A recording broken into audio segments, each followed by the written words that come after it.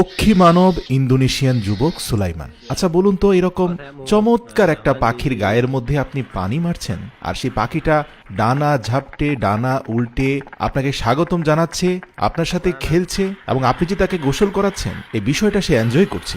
এটা কি আমাদের সাথে হতে পারে? উত্তর হচ্ছে কখনোই না। কিন্তু পক্ষী মানব সুলাইমানের সাথে হতে পারে। সে পাখিদের ভাষা জানে, কাকাতুয়া, ময়না, টিয়া, এমনকি কাক, মাছরাঙ্গা থেকে শুরু করে বিভিন্ন প্রজাতির পাখির জন্য সে ভিন্ন ভিন্ন মৌখিক শব্দ উচ্চারণ করে, আর পাখিগুলো দৌড়ে এসে তার হাতে বসে যায়। এ এক বিরল যোগ্যতা আল্লাহ তাআলা তাকে দান করেছেন। যুবক সুলাইমানের এই দক্ষতা যোগ্যতা দেখে নবী হযরত সুলাইমান আলাইহিসসালামের কথাও মনে পড়ে যায়। যদিও তিনি আল্লাহ প্রদত্ত বিশেষ জ্ঞানে জ্ঞানী ছিলেন, পৃথিবীর সকল জীব জন্তু এমনকি জিনজাতিরাও পর্যন্ত তার অনুগত ছিল, কিন্তু বর্তমান জামানায় এসে এভাবে পক্ষীকুলকে নিজের বিশেষ ভাষা বা শব্দ ব্যবহার করে আয়ত্তে রাখা, বশ মানানো, এটা এক নজিরবিহীন ঘটনা।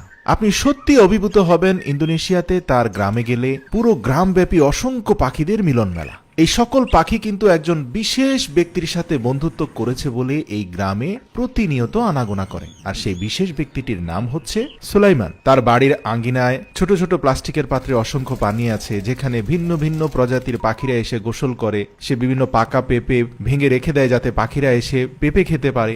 এছাড়াও বিভিন্ন ধরনের পোকামাকড় নিয়েও ছোট ছোট পাখিদেরকে একটি দুটি করে পোকামাকড় দেয়। আবার সেই পোকামাকড় খাওয়ার লোভে সুলাইমানের কাছে ফিরে আসে। আর পাখিদেরকে ডাকার জন্য সে ভিন্ন ভিন্ন যে শব্দগুলো মুখে করে, এগুলো শুনতে একই রকম মনে হতে পারে, কিন্তু এগুলোর মধ্যে সূক্ষ্ম তারতম্য আছে। সে জানে কোন পাখিটা কোন ভাষা বোঝে।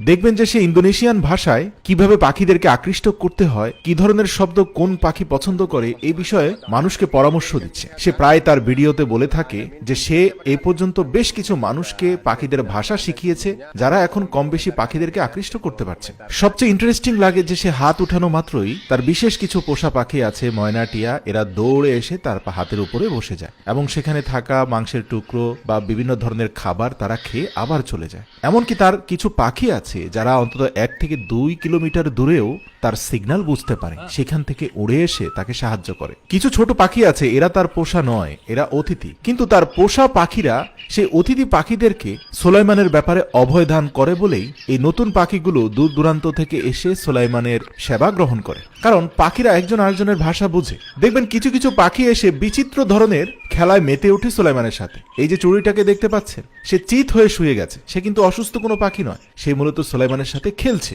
এরকম আন্তরিকতা এবং ভালোবাসা সুলাইমান দেখাতে পারে বলেই তার সাথে পাখিদের এতটা সখ্যতা, এতটা আন্তরিকতা। দেখুন, এই পাখিটা তার ডানার উপর থেকে নির্ভরশীলতা হারিয়ে পুরোপুরি সুলাইমানের উপর নির্ভরশীল হয়ে গেছে। সুলাইমানের আঙ্গুলের ইশারায় সে নাচছে, দুলছে, গাইছে। জেনে অবাক হবেন যে সুলাইমান এক বিশেষ ধরনের পোকা চাষ করে। এই পোকাগুলো হচ্ছে তার অধিকাংশ পাখিরই প্রিয় খাদ্য, আর সে এই পোকাগুলো দিয়ে পাখিদের মন রক্ষা করছে, যার কারণে বছরের পর বছর ধরে পাখিরাও তাকে ছেড়ে যাচ্ছে না। প্রতিদিনই কয়েকশো মানুষ সুলাইমানের গ্রামে এসে জমা হয় তার পাখিদের সাথে সখ্যতা, আন্তরিকতা, কথোপকথনের এই সকল মনোমুগ্ধকর দৃশ্য দেখতে। মানুষ দেখে অভিভূত হয় যে পাখিরা তার কথায় গোসল করছে, নাচছে, গাইছে, তার হাতের উপরে বসছে, তার দেওয়া খাবার খাইছে, যা সত্যি অসাধারণ। মানুষ এবং পাখির মধ্যে এতটা আন্তরিকতা, এতটা সৌহার্দ্য থাকতে পারে, তা যুবক সুলাইমানকে না দেখলে আপনি হয়তো বিশ্বাসই করতে পারতেন না।